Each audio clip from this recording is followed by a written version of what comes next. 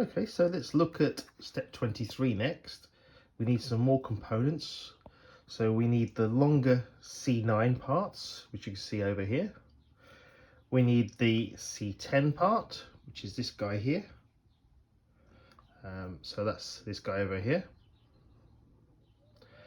We also need some parts out of the bag C. We need our 3x10mm screws here. We need these little O-rings, the black O-rings. We need 2 of those. They're the BC5s, the 3mm O-rings. And we need the BC6, which is the gearbox joint, which are these guys here, 2 of these. And simple case of installing these. First of all, we're going to be popping in the little O-rings into the gearbox joints and pushing them in using one of the little dog bones to push them home, and screwing the C9 parts and the C10 parts onto the rear of the chassis, which we've built here. All right, so I'll just show you how we do that. So let's do the first step. That's taking one of the gearbox cups, taking one of the little O-rings, placing that into the gearbox cup, and taking one of the dog bone shafts. Well, it looks like a dog bone, and you just place that so that it pushes that through. So you literally just push it down like that, so it pushes and holds it down nicely, and it pushes it down square. And you do the same again with the other drive shaft cup. So you take your little O-ring, place that into place, and the idea is to make sure that it sits squarely. So take your little dog bone and push it home. Make sure it sits square. And I don't know if that will pick it out.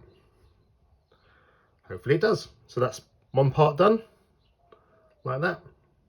Done. Then it says take the gearbox cup and put it into the rear of the gearbox, and it says use a little bit of grease. So on my one, because I've got bearings in there, I don't have to worry about the grease.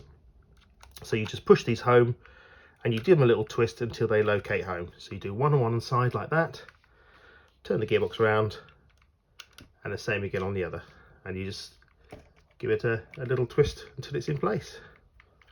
Okay. Oh, the other one popped out as I was doing that. There we go, done. So they're in place, one there and one there. The next stage of this, we want to take our C9, one of our C9 and one of us and our C10, and we need to pop these two together like so. Take one of the 3x10mm self-tapping screws and screw that in to position in one of those. There we are. So I shall screw that into position. That's technically that's the aerial cable, where the aerial comes up. Don't need to go too mad. It needs to be in this position like this, and then this is going to screw onto the squared section on your chassis. So again, you pop that into place there. Take one of the 3x10s, place that into place, and screw that in, and screw that home like so. There we go. A little bit more because it's not quite tight enough. There we are.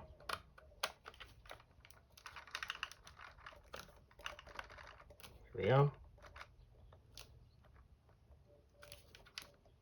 A little bit more. Just screw it till it's fully tight.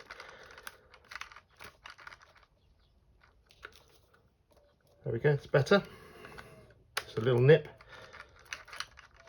One, and then you take the other C9 part and screw that into place with the remaining 3x10mm screw.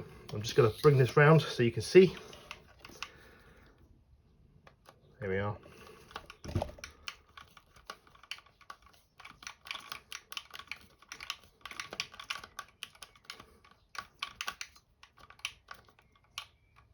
we go. Tight, done. That is Step 23 completed. Nice.